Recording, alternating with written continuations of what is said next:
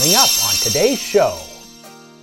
We have this grandiose idea of tasks, and because we believe them to be always taking a lot less time than they actually do take, we always suck at doing them, right? Don't we forget to do what I call the in-between stuff? So, let's say you're painting and but then you got to clean up the brushes and you got to put them away and you got, but we're just thinking, well, how long do you think it would take me to paint that wall, right? I'm really good at planning and I'm really good at, time management. And I very often, like 50% of the time, I underestimate how much time something is going to take me. Right. Why we are bad at estimating time. Today on Keeping You Organized.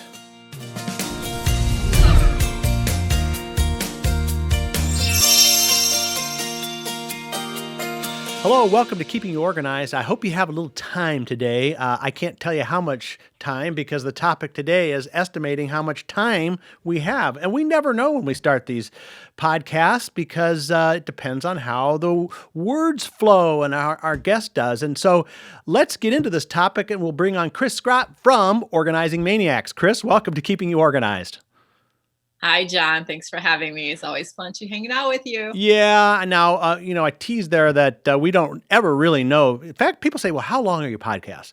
We have some podcasts that are 10 minutes. We have some that are 30 minutes. We really just we like to keep them around 15 minutes long, but it's as long as it needs to be. That's my philosophy. So I'll do the best I can to stay on time today, but why should we be talking about this anyway?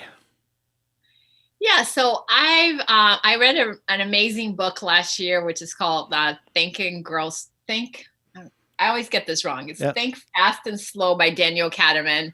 And he talked about how we are really bad at estimating time. And the whole premise of the book is that we have this grandiose idea of tasks. And because we believe them to be always taking a lot less time than they actually do take, we always suck at doing them, right? Mm-hmm. I was just thinking the other day, like, how many things do I have around my house that are unfinished? I have this one wall that I painted it and then I hung some stuff up on it and I didn't like it. So I took it down and then I patched it and it has these 6 white patches on it. And I was thinking, like, how long has it been since the patches are there? And it's embarrassing to say that the patches have been there for like 2 years. Oh, and boy. I thought, like, I can bang this out in just like a few hours. I will, I'll take the stuff down, I'll put the patch up and then I'll repaint it. But of course I forgot that it takes time to dry and I didn't account for that. So it's been there 2 years and I'm still looking at the white patches. Well, it is one of those situations where I think we do get kind of generous with our estimates. And I know it's got to be more than just that. I know we can be optimistic people, right? But so why do you think people are there in the book, for example, are supporting facts to why we do this? Yeah, it just says that people are normally very optimistic about everything. Of course, there's some of us that are not optimistic about anything, but the majority of people tend to just be so optimistic about anything and everything they're ever going to do. Like if we go to the gym, we think we're going to lose weight fast. If we're going to remodel our bathrooms, we think we can whip it out in like one weekend. If we're going to organize our homes, we think we can do it in 4 hours. And the truth is that there are a lot of reasons why we're not very good at calculating all of the little nuances of a project is because we don't think about them. And therefore, because we don't think about them, they don't make it into the accounting of the process of actually getting this stuff done. Right. And I think oftentimes too, don't we forget to do what I call the in-between stuff? So, let's say you're painting and, but then you got to clean up the brushes and you got to put them away and you got, but we're just thinking, well, how long do you think it would take me to paint that wall? Right. So, I mean, are there other things like that make us feel that way or think that way? Yeah, absolutely. And with the painting, right, there's what is that? The compact thing that you put on the wall. Yeah, there's a name. Are you talking about the the coat of paint that goes on before, or are you talking No, about the I'm fill the talking about holes? the thing that you patch the holes with. See how Oh handy I yeah, am? I don't even know the name of yeah, the word yeah. that's used. The hole filler. The hole filler, yeah. Yeah. The hole filler has to dry. You can't paint on top of it. I Right. didn't think about that because that's not what I do, right? If I had called a professional painter, he would have said, hey, in order to patch this wall, it's going to take 6 hours before we can paint it. We have to account for that. Yeah. I don't know. I think I organize people for a living, and they call here all the time and they say, can you organize my office in 4 hours? And I'm like, no, because if it could be done, you would have done it yourself. Right. Subconsciously, we know that it will take a lot longer, but we just think like, hey, I'm going to do that. Yeah. One other By the thing way, we that do- stuff is called spackling. Okay, that's I think what it's called, isn't that? Spackling, that's the word. Yeah, Thank okay. you. Was that Leanne that just helped us? No, I was just thinking about it because I've used it many times. I'm thinking I should know what this is, but I don't know. I would have never come up with that word, so thank you for helping yeah. me. Okay, so I'm sorry. So I interrupted you in the middle of that thought. I can't remember what the Okay, thought well was. then, no, I think what you were talking about. You were talking about the other things involved, maybe with like a project like painting, or some of the things that are not the main project, but the things that go along with it that make us kind of say, "Oh, I didn't really actually account for that." Right, and I think there was another great book written. It is called The Optimism Bias, and I think what's her name, Tali Sher wrote that, and it talks about basically the same things. That every time we think about a project, we think like, I think of the actual project, and you very well eloquently put it. We forget all of the different parts of it.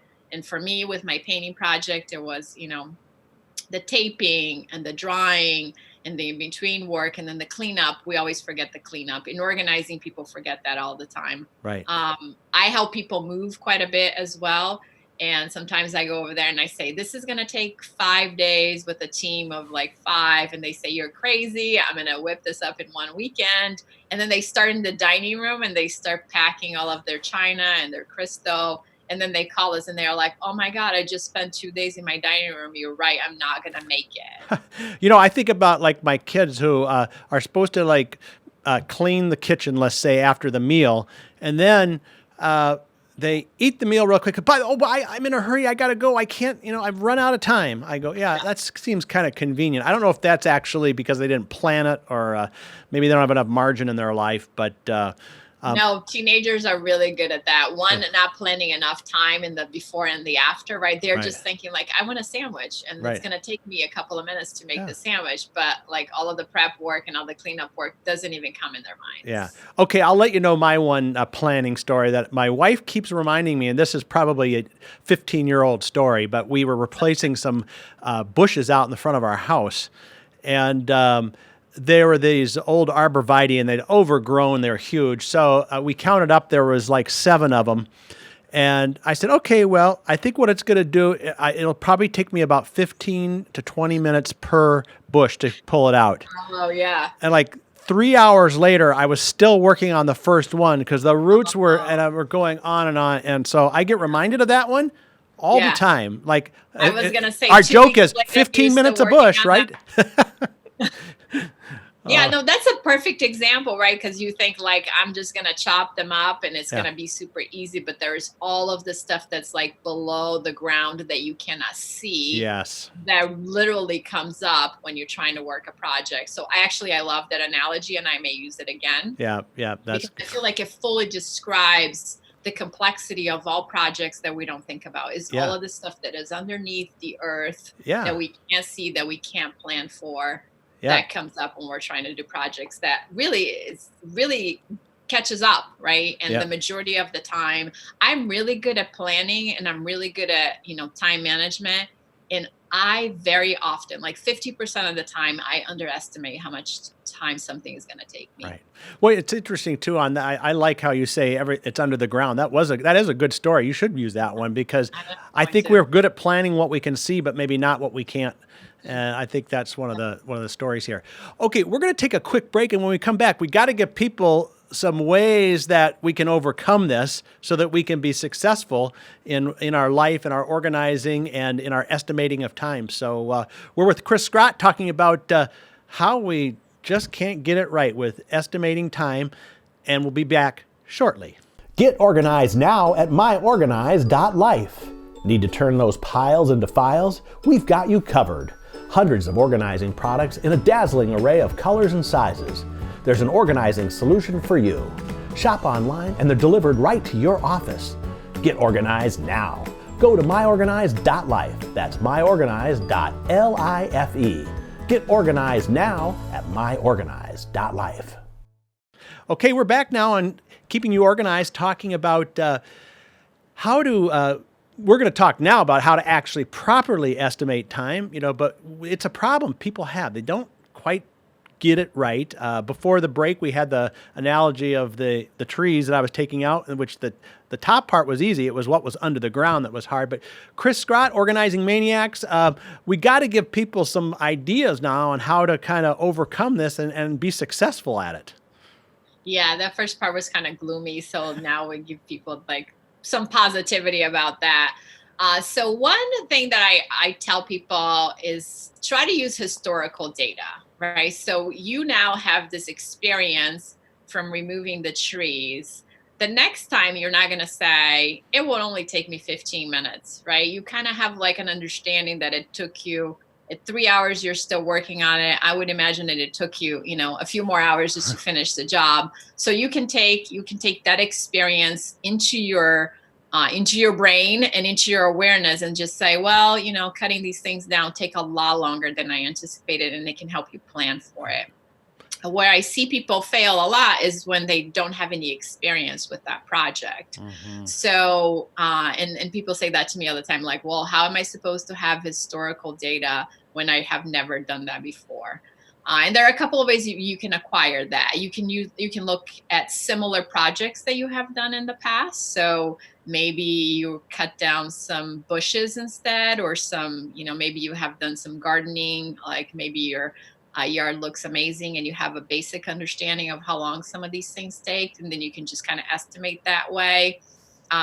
One thing that I love is like asking my friends, because my friends know me really well and they know how fast I work. They know that if I say I'm going to organize my closet, they know that I'm going to make at least 3 or 4 phone calls in between it because I get bored.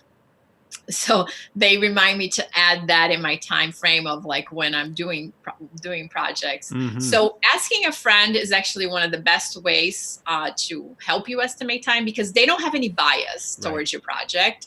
They don't have any bias towards your brain. They don't have any, they don't have anything invested in it. So if you called your friend and you said like, hey, I'm going to cut down a tree, how long do you think? He probably would have said like, you should count on like 3 to 5 hours. Yeah. Right. Well, maybe also a part of that too, if you ask a friend, maybe they'll come along and they'll help you do it too. That would be a side benefit of that one. Yeah, they may feel sorry for you and be like, well, you're playing with a chainsaw? I'm coming over. Okay. What else can we learn from this and can we do to be successful? Because I think these are all good experience. Definitely is one that, is going to help everybody. What other ways can we kind of overcome this? So I do a lot of work with people that have ADHD, and as the nature of the brain wiring, they tend to get really distracted. So one thing that I recommend for people when they're estimating time, whether to get somewhere or to do a task, is to just have like a fudge ratio of time that they just always add on to any project. And I use an example of like, I live outside of Washington, D.C., and I drive into the city quite a bit, and it takes me 45 minutes to get there. But because I know there's always a traffic fudge ratio needed there, I always tack on 25 minutes. So it doesn't matter where in the city I'm going, I add a minimum of 25 minutes to that travel time. And then I'm always on time because I have this automatic built-in fudge ratio that I use for all of my travel into the city. So I tell people the same thing, like if you were, so if you're trying to work on a project and you know that it takes you 20 minutes to kind of giddy up and get started, or if it takes you 20 minutes to just kind of get settled, get your tea, do the thing, to start accounting for that as part of your time.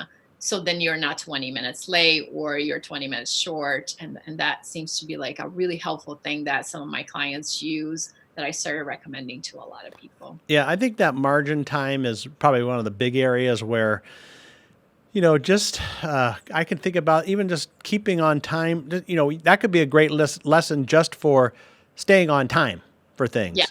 Because we're always trying to, the corollary of this is you're estimating when you have to leave, but you're not estimating very well because I'm going to do one more thing. And before that one more thing takes any extra margin you had. Oh, and by the way, I hit the red light. Oh, now I'm 4 minutes late. So that's a great point too. Well, we're also just like, we no longer want to wait for people, right? We become very impatient. Yep. So we're thinking like, well, I'm going to meet somebody for dinner, but I don't want to wait 5 minutes for them. So I'll get this one more thing done. And before you know it, you're like 15, 20 minutes late for dinner because this one thing was not really a 5-minute thing. It was like a 15-minute thing. So I believe that if you add the fudge ratio, it will automatically help you cover for these nuances of time. I mean, that is my fudge ratio, right? You have to figure out what your fudge ratio is because I think it's a little different for everybody. A friend of mine who's in sales and goes out and meets with a lot of people, his deal is he always tries to get somewhere or close to somewhere, even if it's down the block, for about 20 minutes before an appointment's supposed to happen. Yeah. And then what he does is he uses that as his personal development time. So he's got a little journal and, he'll take some notes or does brainstorming for projects, but he uses the time, but there's no way he's going to be late because he's literally either at the place or like if it's a restaurant meeting someone, he goes and gets seated early so that when the people come in, they can just come right in. Or, he's down the street, maybe it's at a coffee shop, maybe it's just sitting in his car, but he's got his journal and he's doing some, thinking time, which, who doesn't get enough thinking time, right? I know. That's such a great idea. I read People magazine while I'm waiting. Yeah, there you go. Like my one vice. That is self-care time, isn't it? Reading People magazine. Sometimes I'm like, I don't know who all these people are, so I have to keep up. Yeah. It's like Geraldine Thomas one time quizzed me on pop culture, and I failed terribly. But that's an episode in days gone by. But that is an episode in itself. Yes. So, Donna, do we have anything else before we wrap up here that we want to do as a tip on how to be better at estimating time? So I think my last tip would be that I think when we're working on projects, we should also account for like low productivity. So you may start off like really gung-ho, like I'm really excited about this. I'm really going to get this project done. And then there's a leveling off that happens, right? When you realize how big the project is and how it's not going as fast as you want it, or there's all of the, below the dirt that you didn't realize it was going to happen. So account for that as well, because invariably we're going to always have some sort of dysfunction to the project that needs to be accounted for. And then I try to think of it as like, okay, make an assessment at that point. Is this a project that I can in fact finish in one day, or do I need to reassess the whole project and break it down into different parts and make sure that I have enough time for each part of it? Yeah, I'm surprised you didn't even bring up like the cell phone or, someone knocking on your door or, those, or the delivery guy who doesn't want to go, right?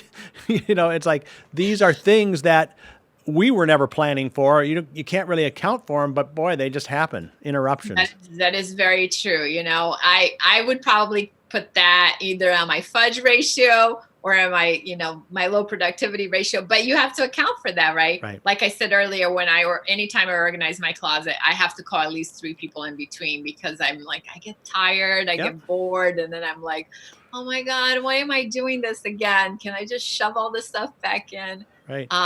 But you can't, there are some projects you can't stop halfway. Once you pull all this stuff out, you pretty much have to deal with it. Right. And I was going to say, there's also ice cream breaks and things like that too. So. Snacks for sure. Right, yeah. You got that. All right. Well, Chris, before we go, why don't you let people know the kinds of services you provide and how people can get a hold of you? Yeah, so we're helping clients with ADHD in the DC metro area and also virtually. And people can find us at organizingmaniacs.com. Awesome. Well, this has been a great one.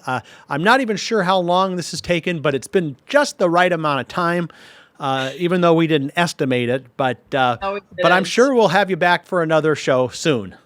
Thank you so much for having me. I always have so much fun, and I really appreciate it. All right. Well, there you go, folks. Now you know how to be better at estimating time and make a good estimate to show up next time for our next episode of Keeping You Organized.